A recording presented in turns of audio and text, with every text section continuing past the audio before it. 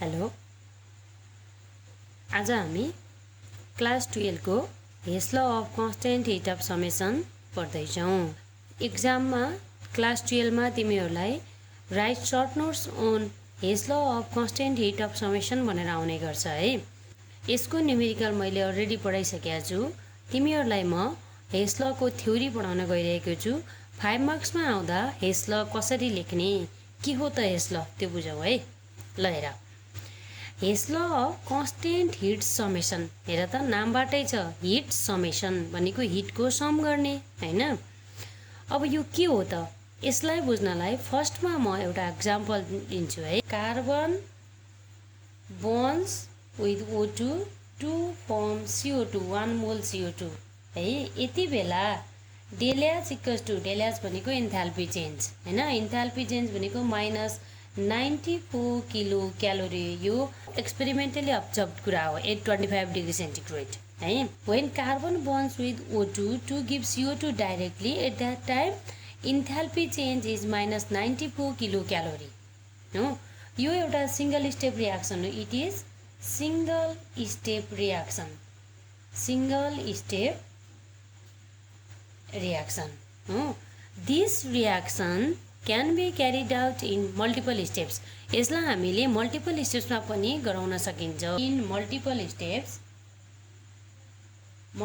स्टेप्समा के हुन्छ त यो रियाक्सन। स्टेप फर्स्टमा के हुन्छ भने carbon bonds with O2 to give 1 mole CO, 1 mole CO गराउनलाई हाफ O2 गराउनु पर्यो। At that time del H equals to minus 26 kilo calorie है। मैले यसलाई रिप्रेजेन्ट गर्न सजिलो हुन्छ भनेर डेल एच 1 माने है। एन स्टेप सेकेन्डमा के हुन्छ त, अब when CO reacts with O2 to give CO2 1 mole CO2, at that time del H enthalpy change, यसलाई मैले डेल एच 2 माने, equals to minus 68 kilo calorie. Experimentally observe कुरा हो। In a single step carbon bonds with O2 to give CO2 directly, at that time del H equals to minus 94 kilocalorie, enthalpy change is minus 94 kilocalorie, and this reaction is also carried out in multiple steps. In first step multiple steps ma ke bhayo, first step ma carbon reacts with O2 to give 1 mole CO with the evolution of 26 kilocalorie heat bhaneko हैन यो। and CO reacts with O2 to give 1 mole CO2 with the evolution of 68 kilocalorie heat हैन। अब यो multiple स्टेजमा भएको रियाक्सनलाई एकचोटि add गर त तिमीले के हुन्छ, एड गर है। एड गर्दा के आयो, C plus half O2 O2 भयो, CO क्यान्सल भयो, गिभ्स CO2 हैन। अब हेर यहाँनिर del H 1 plus del H 2 तिमीले गर्यौ भने के आउँछ, माइनस 26 मा माइनस 68 जोड्दा माइनस 94 किलो क्यालोरी आयो। यहाँ हेर के भयो, रियाक्सन सिंगल स्टेपको भए पनि मल्टिपल स्टेप्सको भए पनि इन्थाल्पी चेन्ज भनेको कन्स्टेन्ट भयो कि भएन। रियाक्सन के हो, त्यही रियाक्सन हो, carbon bonds with O2 to give CO2 directly or in multiple step, in single step or in multiple steps है। भनेपछि enthalpy change always remains constant whether the reaction is carried out in single step or in multiple steps. यो नै के हो त, Hess law of constant heat summation भनेको the algebraic sum of enthalpy change in a chemical reaction is always same।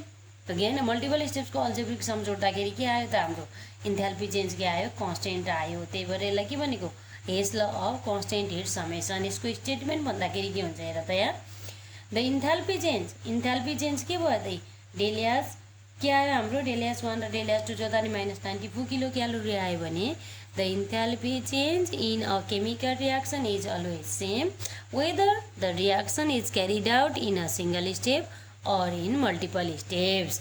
It is Hess law of constant heat summation. Theoretical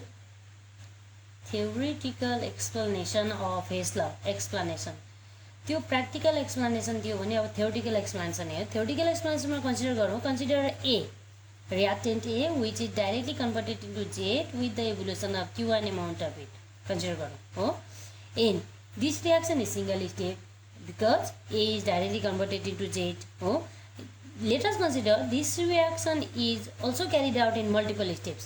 अब in multiple steps मा के हुन्छ यहाँ हेर, in multiple steps हो मैले चाहिँ A gives B with the evolution of Q2 amount of heat and B gives Z with the evolution of Q3 amount of heat. According to Hess law के हुने भयो त Q2 plus Q3 equals to के आउने भयो Q1 आउने भयो. Again यही हो theoretical explanation. जस्ट हामीले त्यही practical अनुसार के गरेको त theoretical explanation गरेको. The enthalpy change in a chemical reaction is always same whether the reaction is carried out in single step or in multiple steps. भयो कि भएन? That is our Hess law. Hess law of constant heat summation. The enthalpy change in a chemical reaction is always same whether the reaction is carried out in single step or in multiple steps. बुझ्यौ हैन?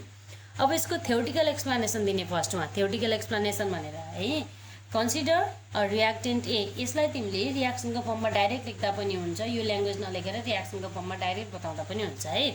ल हेर है.